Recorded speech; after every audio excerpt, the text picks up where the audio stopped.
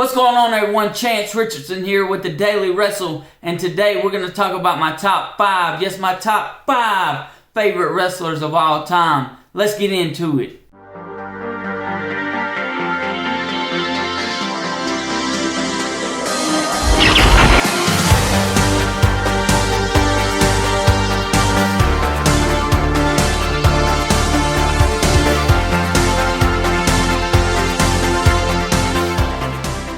Alright, so we're going to start this list out from number 5 and work our way to number 1. This was a hard list to make because I've been watching wrestling for so long. As far back as I remember, since the late 80s, early 90s, that's kind of when I got into everything. So this is a long span to narrow it down to just 5 wrestlers.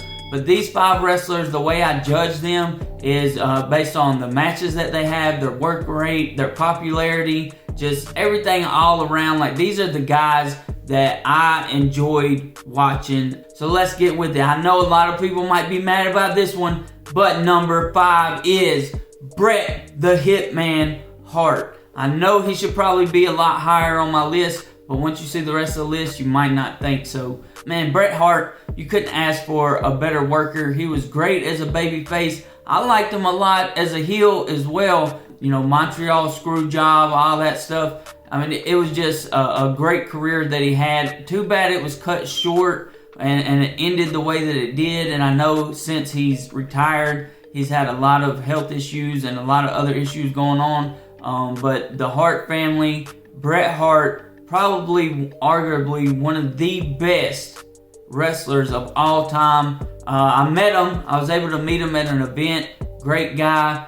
Big fan of his. I was a fan of his when I was younger, you know, probably about 7 or 8, which was whenever he was starting to really get hot. I was a big Bret Hart fan, had the glasses, all that stuff. So number 5, Bret the Hitman Hart. Alright, and number 4, we got my guy Bryan Danielson, the American Dragon. I watched this guy in the independent scene. I watched him make his way up to WWE. I watched him get canceled from WWE. And then I watched him make a comeback from WWE. Then I watched him have to leave and retire. And then I watched him come back again. Now he's in AEW, still killing it. This guy was trained by Shawn Michaels.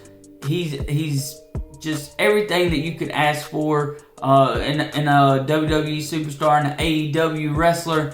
I am a huge fan of Daniel Bryan. He got over huge with the Yes Movement. Went on, won WrestleMania. Tough match, tough guy. You know, I hope that he has a lot of career left, and I hope that he can continue to grow as a professional wrestler and add to his resume. I'm hoping he gets that AEW championship real soon. Let him get a TBS, TNT title, something, but he needs to get the AEW Heavyweight Championship. I can't wait to see what he does in AEW. Number 4, Daniel Bryan, aka Bryan Danielson. So my number 3 favorite wrestler of all time is Stone Cold Steve Austin. Stone Cold Steve Austin was a totally different vibe than, you know, what we were used to, especially in a babyface. He was the guy that defied all the rules. He was the guy that you know, didn't do what the authority wanted him to do. The guy that fought the boss, that fought the establishment, that gave everyone the middle finger.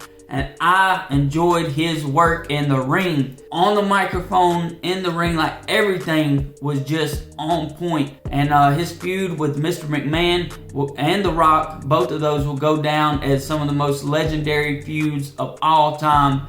I'm a big fan of Stone Cold Steve Austin, even before he was Stone Cold. A lot of people don't like the Ringmaster. I was a fan of the Ringmaster. I liked it.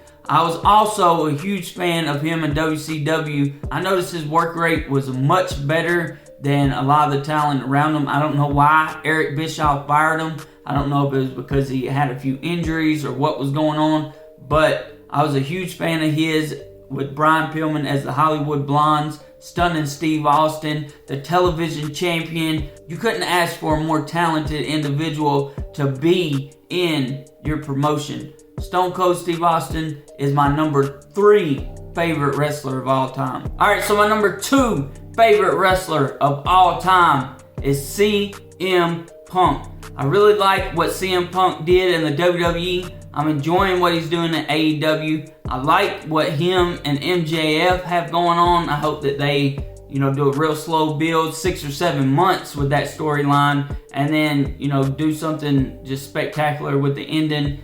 Maybe involve the title in there. Maybe have MJF beat CM Punk for the championship. Hey, you never know what's going to happen with AEW. I'm really excited to see what is going to come between this feud and, continue to see CM Punk grow in AEW. But I was a big fan of his WWE run as well. The pipe bomb interview, everything. Money in the Bank in Chicago against John Cena. CM Punk is different than a lot of guys. He doesn't really have like the body that WWE looks for, but he definitely has the in-ring work rate and he has the mic skills.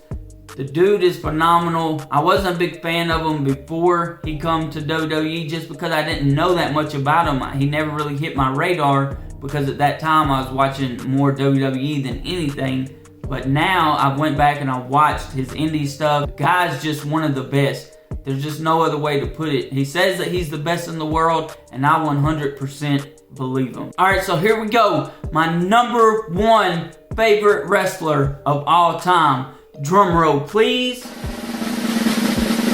The Heartbreak Kid, Shawn Michaels. Some people idolize Spider-Man. Some people idolize Batman. Some people idolize their favorite basketball player, their favorite football player, their favorite baseball player. To me, Shawn Michaels was my hero. There was no better professional wrestler than the Heartbreak Kid, Shawn Michaels. He could make anybody look good. He makes Hulk Hogan look good. He makes John Cena look good. He makes everybody look good that he steps in the ring with. And he's had some phenomenal matches. The Hell in the Cell against The Undertaker. Bret Hart Iron Man match. Jericho, whenever they, I think it was WrestleMania 19 or somewhere around in there.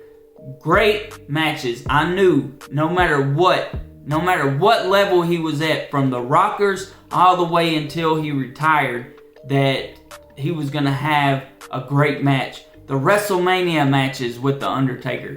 I mean, he was WWE Champion, European Champion, Intercontinental Champion, Tag Team Champion. To me, he is the greatest professional wrestler to ever step in the ring. Now, I know that he's had a lot of problems in his personal life, and I know that a lot of people say he wasn't a good person backstage, but inside the ring, there was nobody that could touch Shawn Michaels. Hope y'all enjoyed the video today. Please subscribe to the channel, turn on the bell for notifications, like the video. Y'all been on YouTube before, y'all know what to do. Share it with a friend. I got some content coming from some very unique content that you're not going to get on any other channel. I'm interviewing independent wrestlers in my area, talking to promoters. I'm going to be showing y'all what it takes to put on an independent wrestling show. And I'll definitely keep doing content like this, but I'm going to focus on independent wrestling as well. So stay tuned to the channel.